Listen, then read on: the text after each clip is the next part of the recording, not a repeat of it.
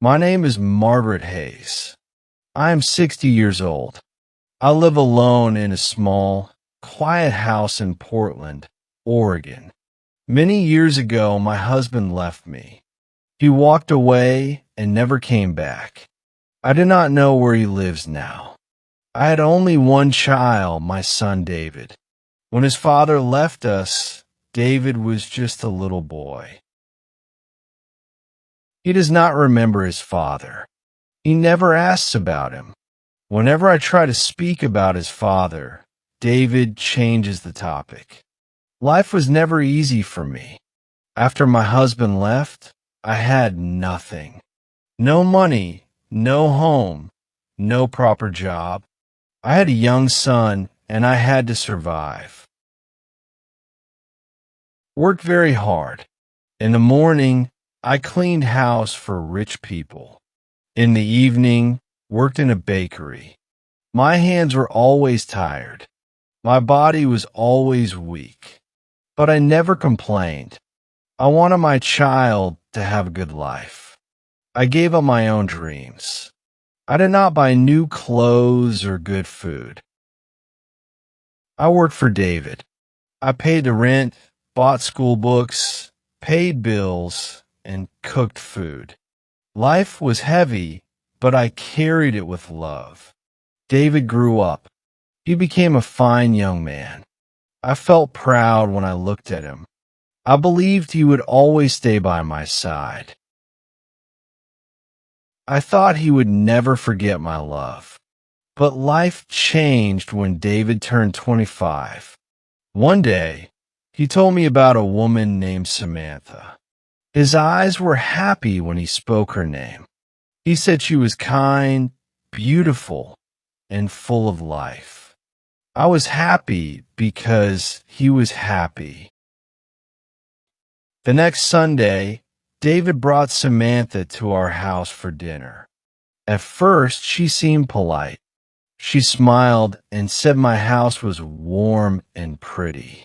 She said my food was good. But when I looked at her eyes, I felt fear. Something was not right. I said nothing. I wanted my son to be happy, so I smiled. Slowly, Samantha began to change David. She was clever. She never insulted me directly. Instead, she said small things. She said his clothes looked cheap. She said we should eat in fancy restaurants. She spoke about her rich friends.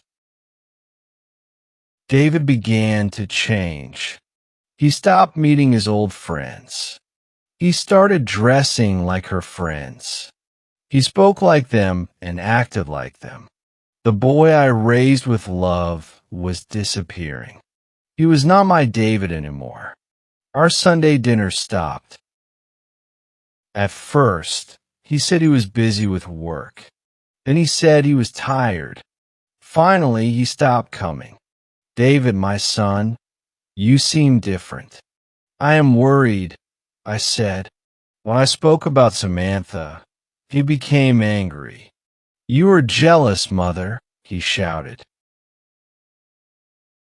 You don't want me to be happy. His words cut me deeply. I was not jealous. I only wanted to protect him. But he could not see that. He chose her, not me.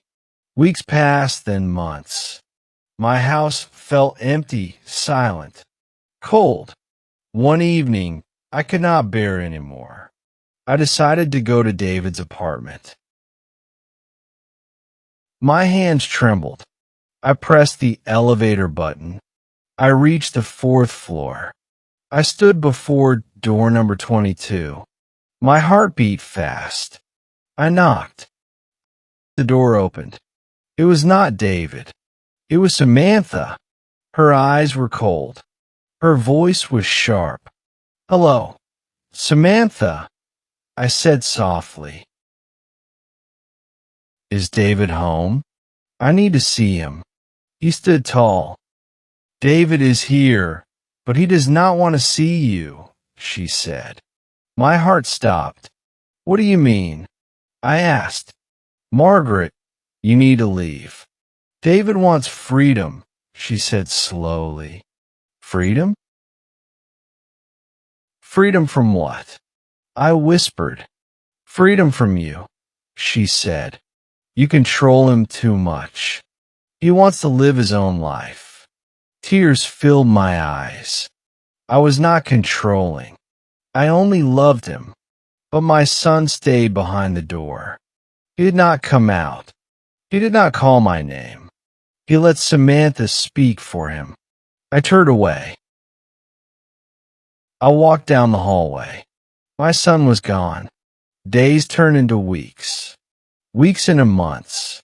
No calls. No visits. No letters. Every morning, I looked at the phone. I prayed it would ring. Very evening, I looked out the window. Hoped his car would stop in front of my house. But he never came. People in the street whispered, maybe she was a bad mother. I wanted to scream, no. I loved him with all my heart. But I stayed silent. One morning, I opened the newspaper. My eyes froze. David Hayes' name was in the article. Samantha was unfaithful. She had been with another man, David's best friend. I dropped the paper. My heart bled. I wanted to run to David, to hold him, to protect him. But I remembered his anger and rejection. Fear stopped me. That evening, there was a knock on my door. Nobody ever visited me. My hand was shaking as I opened it. It was David. He looked broken. His eyes were red and swollen. His face was pale. He looked like a little boy again, not the proud man who had left me. Tears ran down his cheeks.